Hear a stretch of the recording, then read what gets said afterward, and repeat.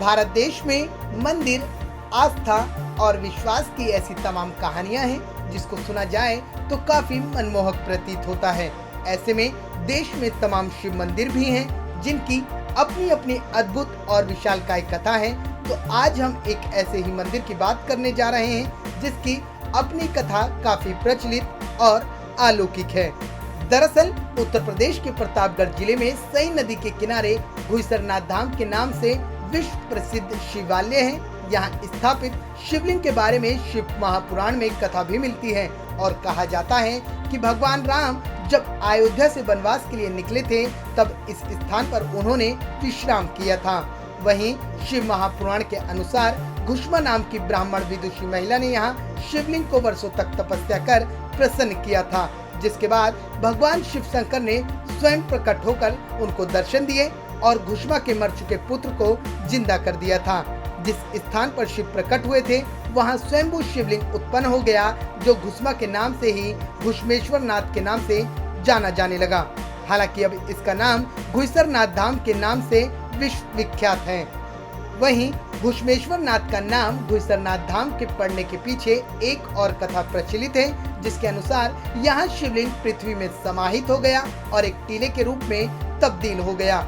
यहाँ सई नदी के किनारे तब एक इलापुर गांव हुआ करता था। अब वही गांव कुंभापुर के नाम से जाना जाता है। जहां के रहने वाले घुईसर यादव रोज इसी शिवलिंग वाले टीले पर एक चमकदार पत्थर पर बैठकर गाय भैंस चराते हैं और पत्थर को लाठी से ठोकते हुए समय बिताते हैं। जिसके बाद एक दिन बारिश के दौरान दिव्य रोशनी के साथ भगवान शिव प्रकट हुए और लाठी से रोज सिर ठोकने पर प्रसन्न होकर घुईसर को वरदान दिया और तभी से इसका नाम घुईसरनाथ धाम विख्यात हो गया। इसके अलावा भगवान राम जब यहाँ विश्राम के लिए रुके तो उनके पसीने की बूंद से करील पेड़ का जन्म हुआ और तब इस क्षेत्र में यह पेड़ भारी संख्या में फैलते गए, जो कि आज भी है। कहा जाता है कि तुलसीदास के रामचरितमानस में यहाँ पाए जाने वाले अनोखे पेड़ करील का विस्तृत वर्णन किया गया है। इस अलौकिक धाम के बारे में लोगों का विश्वास है कि बाबा घुईसरनाथ धाम सबकी मुराद पूरी करते हैं और इनके धाम से कोई भी खाली हाथ वापस नहीं जाता। वहीं कहा यह भी जाता है कि सई नदी स्थित घुईसरनाथ धाम में स्थापित शिवलिंग को नदी स्पर्श करते हुए गुजरती थी और लोग सई नदी में स्नान करने के बाद ही बाबा के दर्शन करते थे।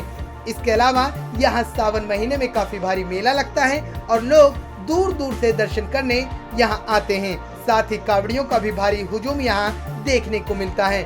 अब ऐसे में शिवालय की इतनी अद्भुत कथा सुनने के बाद अगर आपको यहाँ जाने का मन कर रहा है तो हम आपको यहाँ पहुँचने का मार्ग भी बता रहे हैं। तो यहाँ जाने के लिए आपको सबसे पहले उत्तर प्रदेश के प्रतापगढ़ जिले में पहुँचना पड़ेगा। इसके बाद आपको लालगंज तहसील पहुँचना होगा। वहाँ लालगंज चौराहे से लगभग 9 किलोमीटर की दूरी तय करने के बाद आपको घुईसरनाथ धाम के दर्शन हो जाएंगे।